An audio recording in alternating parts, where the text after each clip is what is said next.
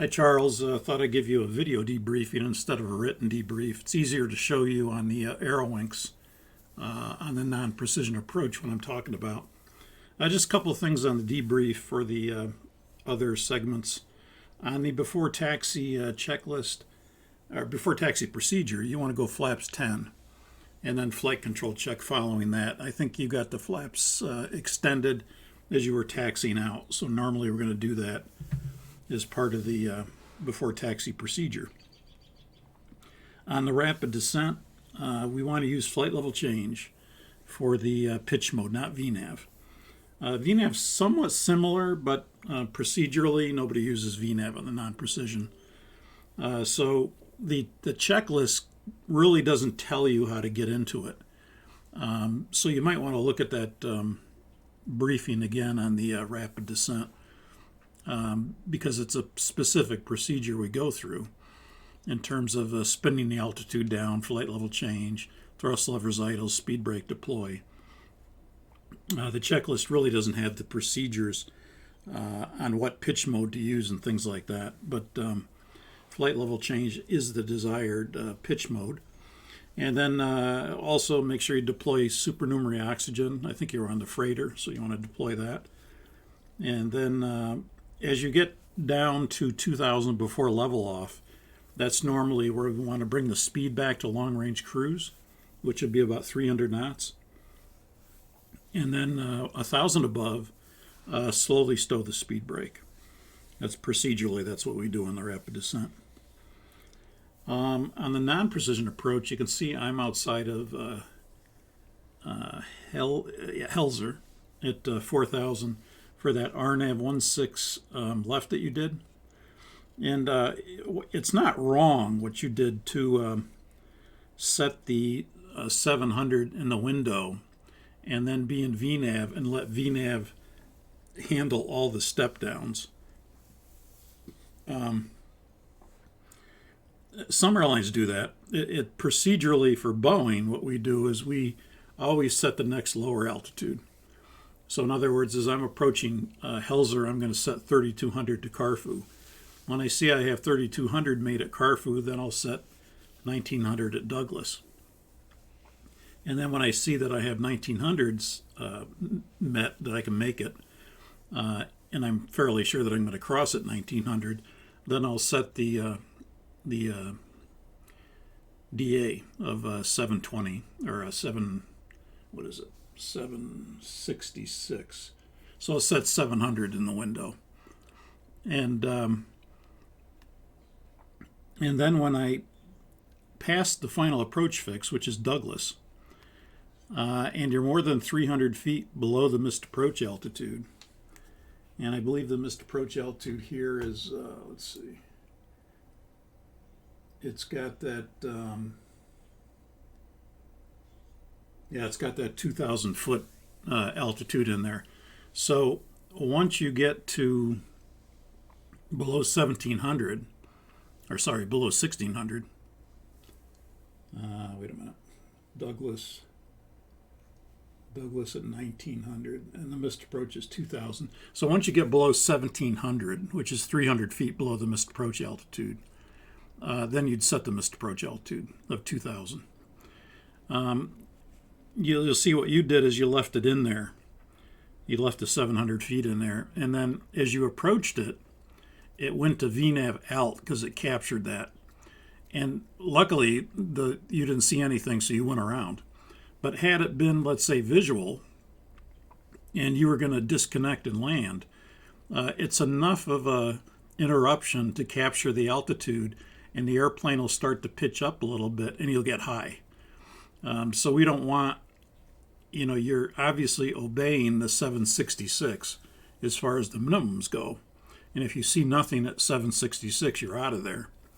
But if we leave the altitude at 700 feet, it's going to go ahead and capture that altitude as you come down in VNAV.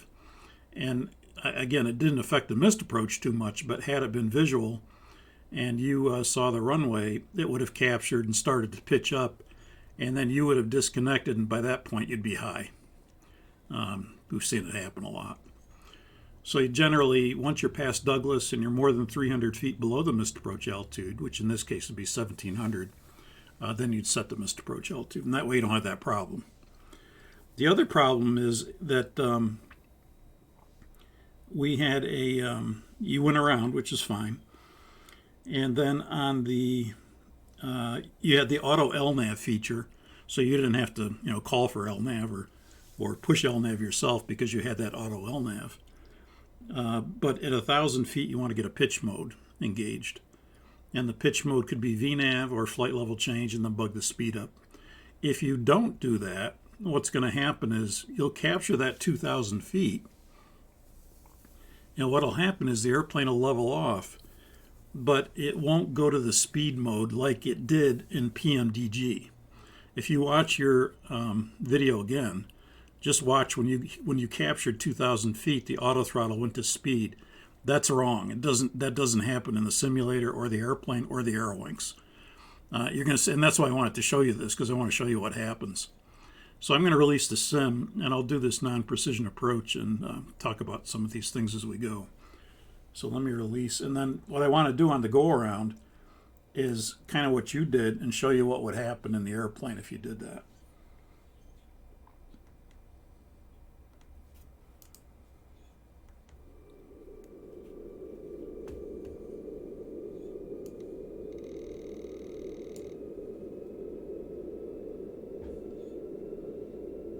Okay, so we're outside of Heltz, and we're descending to 4,000. And I did park the ILS. Oh, also, you didn't have your minimum set. Make sure you always set your minimums in there for an approach. Okay, so we're in VNAV already, and we're cleared for the approach, so we'll go ahead and arm LNAV. And LNAV's engaged.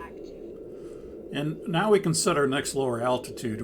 We got 4,000 or above at Heltzer. Looking at VNAV, the path is starting to come down, and it looks like it's going to maintain 4,000 at Heltzer. I could wait a little bit if I wanted to, just to make sure. But then I'll set my next lower altitude instead of 700. Again, nothing wrong with that. Some airlines do that, but not too many do that, because you're trusting that VNAV is going to obey all these. And it should, but Boeing likes to make sure and back it up with the altitude window. So see, we're coming up 4,000 Heltzer, it's holding it, so I'll set 3,200 in here next. And that's at Carfu. And so let's go gear down, flaps 20. Gear down, flaps 20. Flaps 20, please.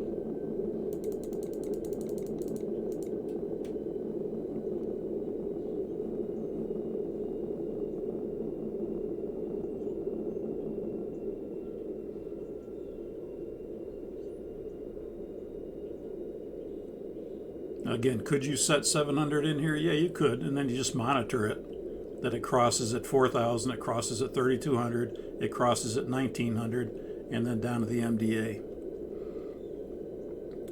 But again, the Boeing procedure, and since that's what I'm teaching you in this course, so you'll see this green arc come down, and that's referencing your current vertical rate to where you're going to cross at 3,200.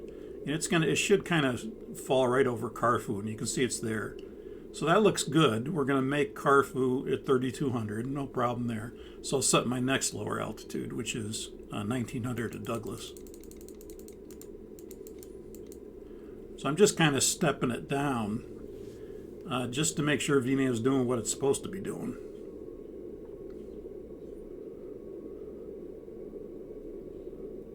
So here comes Carfu at 3,200 or above. And now you'll see the arc is over Douglas now.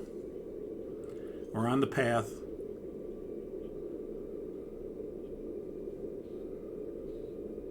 And again, as I approach Douglas, I'll set my next lower altitude. And if I'm comfortable with it, I can even do that now. But I see that the arc is right over, the altitude range arc is right over Douglas.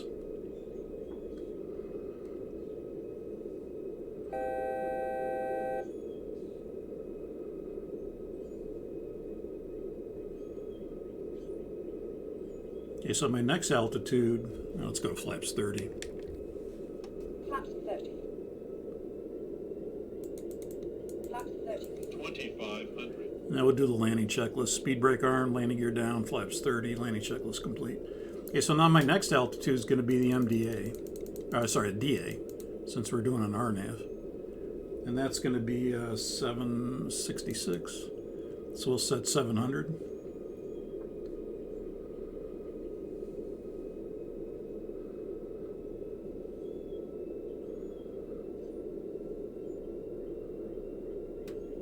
And again, it's to cross Caleb at or below 2,000 and Milt at or above 5,000.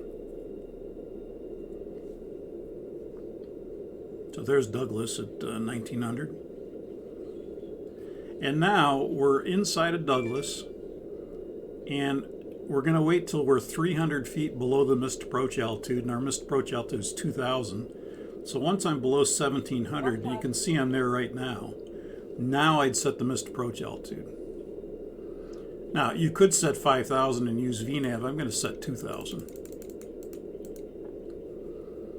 I'm still going to use VNAV, but I'm going to set 2,000 in it. This would be the Boeing procedure to set the lower altitude in there. But see, now when I get to 766 feet, I make the decision to go around or continue and land. And if I continue and land, it's going to be right on the path, and all I have to do is disconnect the autopilot, disconnect the auto throttle, and land. But if I keep it at 700, it's going to capture that 700, and it's going to go to VNAV alt, and then the airplane will start to level off, and you'll be high. Terrain. Pull up. Let's see, that's again the database. Terrain. I don't know why it's doing it in Seattle now. Approaching minimums. Okay, so I'm going to go around here. Minimums. They go around thrust. Flaps 20. Positive right gear up. Flaps 20 green. Positive climb. Gear up. Okay, 400 feet, I'll go to LNAV. You had auto LNAV. But now I'm not going to do anything. Now at 1,000 feet, normally I should go to a pitch mode, VNAV or flight level change. I'm not going to do that, because this is kind of what you did. But see what it does here? It goes to alt, and notice what the pitch mode is. It's thrust reference. It's not speed like in the PMDG. So what's going to happen, I'll go flaps 10. Localizer active. I'll go flaps 5. Flaps 5. Flaps 5 green. I'll go flaps 1. I'm just going to clean up completely. And then I'll go flaps up. Flaps up. Okay, now the problem is that when people do this and they don't select a pitch mode, like I didn't intentionally, this is what happens. And then they won't notice the speed starting to run away with them. See, it's starting to run away now, and they're going to wonder, why is the speed going up? And they'll go ahead and do this. They'll set the bug. But then they'll still see the speeds going up. Well, we're in thrust reference, that's why. It's going to the reference thrust. And so I'd have to put myself into speed mode now. But a lot of people won't recognize it till the speed gets like this. And then you just violated 250 knots and everything. So the moral of the story is you have to select a pitch mode at 1,000 feet, VNAV or flight level change. And then when it captures the altitude, it'll go to speed. And again, if you look at your video in the PMDG, you'll see it captured the altitude, but it did go to speed, and that's wrong. It doesn't do that in the airplane. Didn't do it in here. It just went thrust reference, and then you had no speed control, basically. Let's see. Yeah, I think that's it. So I just wanted to make you that short video just to point that out, to show you what it does in the Aerolinks. And that is correct. It would do that in the airplane and in the simulator. But the PMDG, it actually kind of saved you there. All right, that's it. Thanks, Charles. Good job.